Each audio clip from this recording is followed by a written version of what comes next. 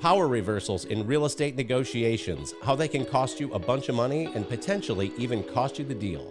Let's talk about it.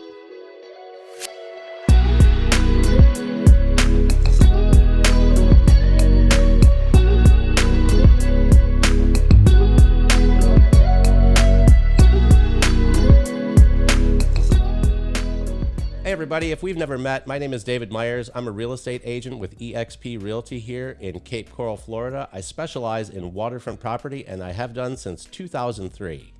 Now, one of the concepts that I wanted to talk about in an upcoming video are power reversals in negotiations. But before I put that video out, I wanted to just talk about the concept of what a power reversal is in a negotiation so that you could just grasp the main concept and understand why it's so important to maintain your power, especially as a seller, all the way from the time you list your home until the time it's closed. Now, before I get into power reversals, I wanted to give a funny example of a power reversal that's not related to real estate. Now, I have teenage kids and they're always on the TikTok and looking at these funny videos. And one of the funny videos that they always get a kick out of are what they call these gold digger videos. And the premise of the video, and they're all set up obviously, but the premise of it is that some kind of dorky dude is standing on the street and a beautiful girl comes by and he tries to ask her out. And then invariably she always says, nah, I got a boyfriend, or I'm not interested, or whatever. And then in the end of the video, he's like, oh, all right then.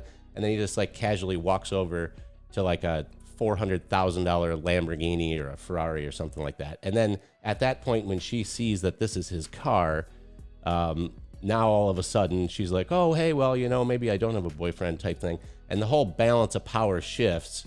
And now it goes from him pursuing her to her like backpedaling the whole situation and, you know, pursuing him. So that's kind of a non-real estate example of a power reversal. Now, in real estate, in transactions, the biggest power reversals happen because of some,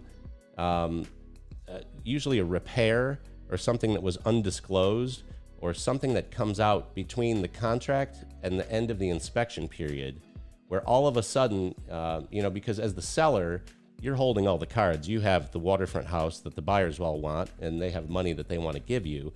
And then at some point in the transaction, it becomes disclosed that, you know, there's something catastrophic or potentially catastrophic. And then the balance of power shifts as the buyer tries to like get back some of the money that that they overbid to be the first guy in line in the contract acceptance phase. As you know, right now we're in this crazy seller's market and buyers have such a hard time getting their offer accepted that a lot of times they'll willingly overpay to win the first phase of the contract battle, which is getting their name on the contract that's accepted. And then the strategy for a lot of buyers is to try to figure out a way to back some of that money out after the inspection. The home inspection is the biggest triggering event for the reversal of power in the negotiations. So because I've been doing this for so long and I have a lot of contract experience, there are a lot of defensive plays you can make as a seller to make sure that you maintain this balance of power all the way from the time you put your house on the market, even actually before, all the way to the closing table. And I have a video coming out that I'm going to shoot coming up about the top 10 repairs that actually trigger these reversals of power in the negotiation process. But before I put that video out, I wanted to kind of just explain the concept of a power reversal in a negotiation so that you have this kind of firmly cemented in your mind, so that when I do that video, the whole concept is clearly explained. So basically, power reversals are good for buyers. Buyers actually hope that there's some type of power reversal in the negotiation between the acceptance of the offer and the end of the inspection period. And sellers, depending on what agent you're working with, can just be caught completely off guard by something that comes up. You know, there are a lot of things, if you live in a house for 15 years, there are things, maintenance items that could be deferred that you just walk past every day because you don't notice it like a buyer does or like a home inspector does.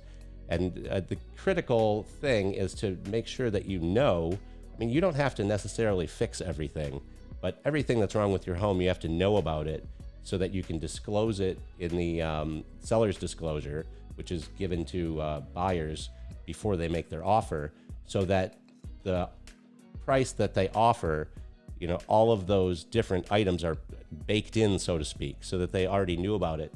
That way there's no reversal of power, you know, during that home inspection phase. So that's just a brief overview of what a power reversal is in a real estate negotiation. And now that you have that concept clearly cemented in your mind, then stay tuned for the next video where I talk about the top 10 home repairs that actually can cost you a bunch of money in a power reversal, or actually cost you the entire deal, which is something that you don't want. You don't want to end up with back on the market status, because there's never more excitement than there is the very first time the property goes on the market. I hope that's easy to understand. If you have any questions about this concept or any other negotiating concepts, any questions about waterfront property or real estate in general in Southwest Florida, you can always reach out and get a hold of me. I always say this, but even if you're, you know, not ready to sell yet, not ready to buy yet, you're just thinking about it, you have questions, there's some things you want to clarify, my cell phone number is 239-529-0555.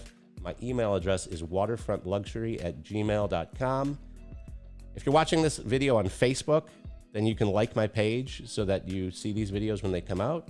If you're watching it on YouTube, then you can subscribe and hit the bell notification so that when more videos come out, you're alerted to them. All right, if there's anything I can do for you, just let me know, and I will see you out on the waterfront.